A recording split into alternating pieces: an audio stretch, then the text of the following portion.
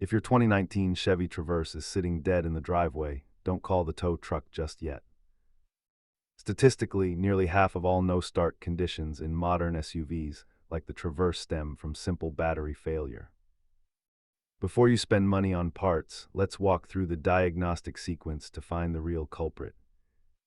Start by verifying the battery voltage and ensuring your key fob isn't simply out of juice. If the battery is fine but you hear a single click, your starter motor is likely the primary suspect. Traverses are notorious for a shifter microswitch failure that prevents the engine from turning over. Simple electrical cleaning is a DIY win, but internal mechanical failures usually require a professional shop. Costs vary wildly, ranging from a $25 relay to a $700 fuel pump replacement. If you're stranded, try shifting to neutral or gently tapping the starter to get one last crank. Keep a basic toolkit and a scanner in your Traverse to handle these hiccups on the road. Remember, the most expensive repairs often start with the simplest, overlooked connections.